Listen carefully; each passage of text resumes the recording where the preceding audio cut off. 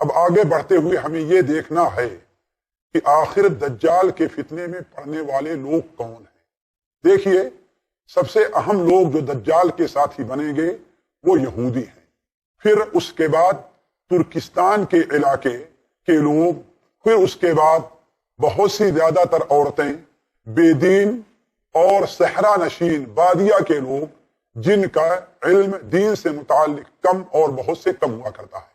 تو سب سے پہلے ان کے جو پیروکار دجال کے ہیں وہ یہود ہیں، اور دجال کی یہی سب سے بڑی قوت ہوگی۔ چنانچہ نبی کریم صلی اللہ علیہ وسلم کی وہ حدیث جو صحیح مسلم وغیرہ میں حضرت انس بن مالک سے مروی ہے کہ اصفہان کے 70,000 یہودی جو شال پہنے ہوں گے وہ دجال کی پیروی کریں گے۔ اسی لیے دجال کے خاتمے کے بعد اس دنیا میں یہود کے لیے کوئی بھی جائے پناہ باقی نہیں رہے گی، حتیٰ کہ اللہ تبارک و تعالیٰ کی اس زمین کا کہ کوئی بھی مخلوق ایسی نہیں ہے جو دجال کو پناہ دے، بلکہ صحیح حدیث کے اندر ہے کہ حتیٰ کہ اگر کوئی یہودی دجال کے قتل ہونے کے بعد کسی درخت کے پیچھے چھپتا ہے، کسی پتھر کے پیچھے چھپتا ہے، تو وہ درخت بھی آواز دے گا اور پتھر بھی آواز دے گا کہ اے مرد مجاہد، اے مسلمان، میرے پیچھے یہودی چھپا ہوا ہے، آ اور اسے قتل کر دے۔ یہ دجال کے پہلے اور سب سے زیادہ پیروکار ہوں گے۔ اس کے بعد دجال کے پیروکار بلاد ماوراء النہر جیسے ازبکستان ہے، ترکستان ہے، یہاں کے رہنے والے لوگ زیادہ ہوں گے۔ جیسا کہ نبی کریم صلی اللہ علیہ وسلم نے ارشاد فرمایا کہ دجال ایک ایسے شہر سے نکلے گا جسے خراسان کہا جاتا ہے، اور وہاں کے لوگ جن کے چہرے چپٹے ہوں گے، ناکیں چپٹی ہوں گی، ان کے چہر پیٹی ہوئی ڈھال کے طریقے سے ہوں گے، وہ دجال کے پیروکار ہوں گے۔ شاید اس سے مراد روس کے بعد بدوی اور شرپسند قبائل ہوں۔ تیسرے جو دجال کے زیادہ پیروکار ہوں گے وہ بے دین لوگ ہیں، منافق ہیں اور عورتیں ہیں۔ یہ لوگ بھی دجال کی پیروی کریں گے۔ چنانچہ مسند احمد کے اندر نبی کریم صلی اللہ علیہ وسلم کا فرمان ہے، مدینہ منورہ کی زمین کتنی اچھی ہے، کتنی پاک ہے، جب دجال کا خروج ہوگا تو مدینہ منورہ کے ہر ناکے پر اللہ تبارک و تعالیٰ کا ایک فرشتہ تلوار لیے کھڑا ہوگا۔ جب وہاں سے دجال کا گزر نہ ہو پائے گا، مدینہ منورہ میں داخل نہ ہو پائے گا، تو مدینہ منورہ کے باہر کھڑے ہو کر کے زور کے 3 جھٹکے مدینہ منورہ میں آئیں گے، اور لوگ یہ سمجھیں گے کہ دجال کی مخالفت کی وجہ سے ہے۔ اس وقت آپ صلی اللہ علیہ وسلم نے ارشاد فرمایا، مدینہ منورہ میں کوئی منافق مرد اور کوئی منافق عورت ایسی نہ ہوگی جو دجال کی طرف نکل کر کے نہ چلے جائیں، اور زیادہ تر دجال کی طرف جانے والے عورتیں ہوں گی۔ بلکہ ایک روایت میں آیا کہ ایک شخص مدینہ منورہ میں جا کر کے اپنی بہن کو، اپنی پھوپھی کو، اپنی خالہ کو، اپنی بیٹی کو، اپنی بیوی کو رسیوں میں باندھ کر کے رکھے گا کہ کہیں وہ دجال کی طرف نہ چلے جائیں۔ اسی طرح دجال کے پیروکاروں میں بادیہ کے لوگ، یعنی جسے ہم لوگ صحرا نشین کہتے ہیں، یا دیہات کے رہنے والے لوگ زیادہ ہوں گے۔ کیوں؟ اس لیے کہ عموماً دیہات اور بادیہ صحرا یہ علمی مرکز سے دور رہا کرتے ہیں، دینی تعلیمیں ان تک کم پہنچ پاتی ہیں، ان کے اندر مصلحت پسندی اور اپنی مصلحت کے لیے بہت کچھ کر جانا زیادہ ہوا کرتا ہے، لہذا یہ لوگ ان کے ساتھ دجال کے زیادہ رہیں گے۔ اس طریقے سے دجال دنیا کے اندر جیسا کہ ہم نے کہا 40 دن تک رہے گا، اور یہ اپنے کرشمے دکھاتا رہے گا اور لوگ اس کے ساتھ ہوتے رہیں گے۔ ایک بات یہاں پر رک کر کے کہہ دی جائے جسے پہلے کہنا چاہیے تھا، وہ یہ ہے کہ نبی کریم صلی اللہ علیہ وسلم نے دجال کے اس دنیا میں رہنے کی مدت 40 دن جو بتائی ہے، ایک دن کی مدت 1 سال، دوسرے دن کی مدت 1 مہینہ، تیسرے دن کی مدت 1 ہفتہ۔ اب سوال یہ ہے، جیسا کہ صحابہ کرام نے سوال کیا کہ جو دن 1 سال کا ہوگا، جو دن 1 مہینے کا ہوگا، اس دن میں 1 دن کی نماز پڑھ لینا کافی ہوگا یا کہ 1 سال کی نماز پڑھنا کافی ہوگا؟ صحابہ اکرام رضوان اللہ علیہم اجمعین نے جب یہ سوال کیا تو آپ نے بیان فرمایا، نہیں، اندازہ لگاؤ، گویا 24 گھنٹے کا 1 دن مانو اور جیسے ہی تم 24 گھنٹے کا جو دن ہوا کرتا تھا تم نماز پڑھتے تھے ایسے ہی اندازہ لگا کر کے نماز پڑھو۔ یہی سے یہ مسئلہ بھی ہمارے سامنے آتا ہے کہ اس وقت دنیا میں جہاں پر دن غیر معمولی طور پر لمبا ہو جاتا ہے، 6 مہینے 4 مہینے وہاں پر رات ہی رات رہتی ہے، 6 مہینے 4 مہینے وہاں پر دن ہی دن رہا کرتا ہے، وہاں کے لوگوں کو بھی چاہیے کہ وہ اپنے دن کو 24 گھنٹہ مانیں اگر وہاں پر مسلمان ہیں، اور اسی حساب سے اپنی نماز کو پڑھیں۔ علی کل حال دجال اس طریقے سے 40 دن ساری دنیا کے اندر فتنہ مچاتا پھرے گا، آخر میں وہ پہنچے گا مکہ مکرمہ اور مدینہ منورہ۔ جب مکہ مکرمہ پہنچے گا اور وہاں پر اس کو داخل نہیں ہونے دیا جائے گا، مدینہ منورہ پہنچے گا وہاں پر اس کو داخل نہیں ہونے دیا جائے گا، تو وہاں سے وہ فلسطین یعنی شام کا قصد کرے گا، اس لیے کہ مسلمانوں کی للہ جماعت جس نے یہودیوں کی طاقت کو توڑا ہے اور اللہ کے راستے میں جہاد میں مصروف ہیں، وہ اس وقت فلسطین ہی اور شام کے علاقے میں ہوں گے، سوریہ اور دمشق کے علاقے میں ہوں گے۔ اس کی تفصیل بتاتے ہوئے نبی کریم صلی اللہ علیہ وسلم نے ایک اپنے خطبے میں بیان فرمایا جو مسند احمد کے اندر حضرت محجن ابن الادرع رضی اللہ تعالی عنہ سے مروی ہے۔ وہ بیان فرماتے ہیں کہ نبی کریم صلی اللہ علیہ وسلم نے ایک بار خطبہ دیا اور کہا یوم الخلاص وما یوم الخلاص، یوم الخلاص وما یوم الخلاص، یوم الخلاص وما یوم الخلاص، چھٹائی کا دن اور تمہیں کیا معلوم کہ چھٹائی کا دن کیا ہے، چھٹائی کا دن اور تمہیں کیا معلوم کہ چھٹائی کا دن کیا ہے، چھٹائی کا دن اور تمہیں کیا معلوم کہ چھٹائی کا دن کیا ہے۔ آپ صلی اللہ علیہ وسلم نے بیان فرمایا کہ چھٹائی کا دن یہ ہے کہ دجال مدینہ منورہ کے پاس آئے گا اور مدینہ منورہ میں دیکھ کر کے اپنے ساتھیوں سے کہے گا کہ یہ مدینہ ہے، اسے کوئی جگہ نہیں ملے گی مدینہ منورہ داخل ہونے کے لیے، تو احد پہاڑ کے اوپر چڑھے گا اور اپنے ساتھیوں سے کہے گا وہ سفید محل جو دکھائی دے رہا ہے یہ محمد احمد کا محل ہے، یعنی مسجد نبوی کی طرف اشارہ کر کے کہے گا۔ اس سے معلوم ہوا کہ جس طریقے سے مسجد نبوی آج دور سے سفید رنگ کی دکھائی دیتی ہے، یہی رنگ اس وقت بھی اس کا باقی رہے گا، اور اس کے منارے اور یہ مسجد احد پہاڑ سے جیسے آج بالکل صاف سامنے دکھائی دے رہی ہے ایسے اس وقت بھی دکھائی دے گی۔ تو دجال کھڑے ہو کر کے کہے گا یہ احمد کا محل ہے، اسے تم لوگ دیکھ رہے ہو۔ جب وہاں پر جائے گا تو اللہ کے رسول صلی اللہ علیہ وسلم نے ارشاد فرمایا مدینہ منورہ جب اسے فرشتے نہیں داخل ہونے دیں گے تو جرف کے مقام کے اوپر اپنا ڈیرا ڈال دے گا۔ اس کے بعد مدینہ منورہ میں 3 بڑے جھٹکے آئیں گے، جیسا کہ بھی ہم نے آپ کے سامنے ذکر کیا۔ اس جھٹکے کی وجہ سے تمام لوگ جو منافق مرد یا منافق عورت ہیں وہ دجال کی طرف نکل پڑیں گے۔ ان نکلنے والوں میں ایک مرد بھی ہوگا۔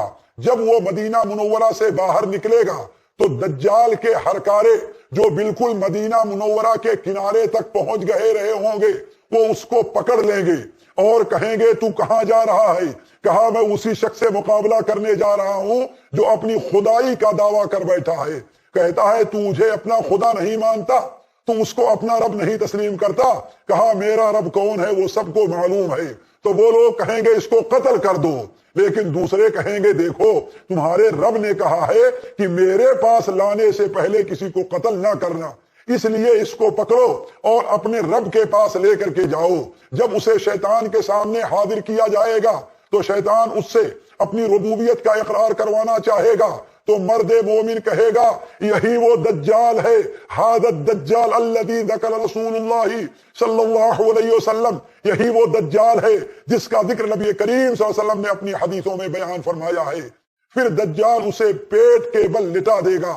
نبی کریم صلی اللہ علیہ وسلم نے ارشاد فرمایا دجال اپنے ہرکاروں سے کرے گا کہ اس کو مارو، اس کی پٹائی کرو۔ چنانچہ اس مرد مجاہد کی پٹائی ہونے لگے گی اور اس کی کمر کے اوپر اتنی مار پڑے گی کہ اس کی کمر اور پیٹ ایک ہو جائیں گی۔ اس حالت میں جب اس کو تکلیف بڑھ جائے گی، اس حالت میں جب وہ ہو جائے گا تو دجال اسے اٹھائے گا اور کہے گا تو مجھے اپنا رب مانتا ہے کہ نہیں مانتا؟ کہتا ہے تو کانا دجال ہے، تو میرا رب نہیں ہے۔ چنانچہ دجال اس وقت ایک آرا لے گا اور آرے سے اس مومن بندے کو 2 حصوں میں تقسیم کر دے گا، آدھا دائیں طرف گرے گا اور آدھا بائیں طرف گرے گا۔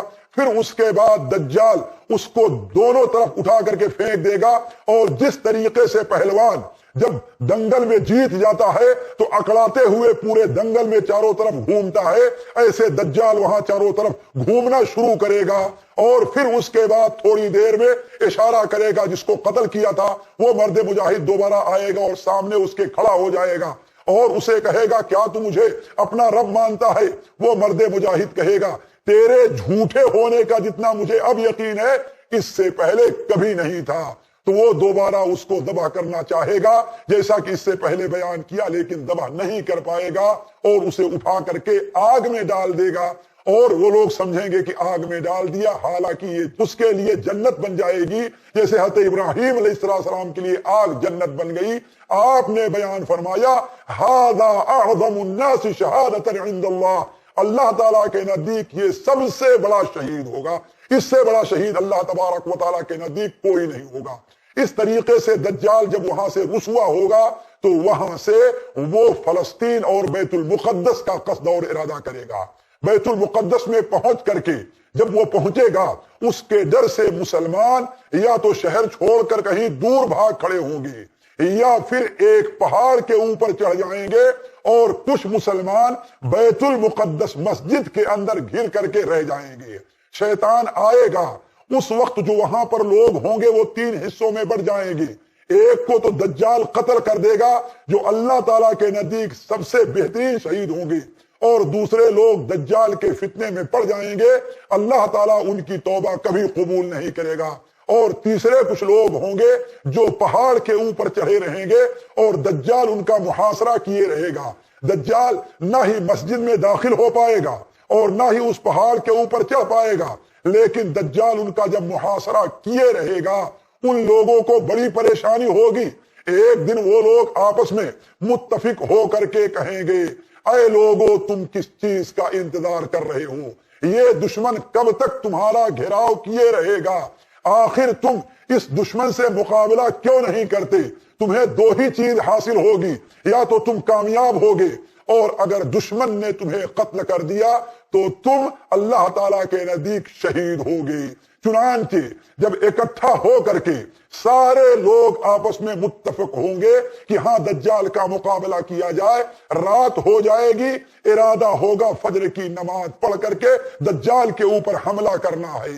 یہ وہی وقت ہوگا کہ کچھ مسلمان جو دمشق میں ہوں گے وہ دجال سے مقابلے کے لیے تیاری کر رہے ہوں گے اور کہہ رہے ہوں گے کہ دجال فلسطین پہنچ کر کے ہمارے بھائیوں کی ناکہ بندی کر لی ہے، ان کو تنگ کر رہا ہے، لہذا ہمیں ان کی مدد کے لیے پہنچنا چاہیے، اور فجر کی اقامت ہو چکی ہوگی۔ مسلمانوں کا امام ایک نیک شخص، نیک مرد ہوگا، اور یقیناً وہ مہدی ہوں گے، تو اللہ تبارک و تعالیٰ کے حکم سے جب وہ نماز کے لیے بڑھیں گے تو مسجد کے منارے پر 2 فرشتوں کے کندھے پر پیر رکھ کر کے پیلے رنگ کا ایک جوڑا پہنے ہوئے حضرت عیسیٰ ابن مریم علیہ السلام کا نزول ہوگا۔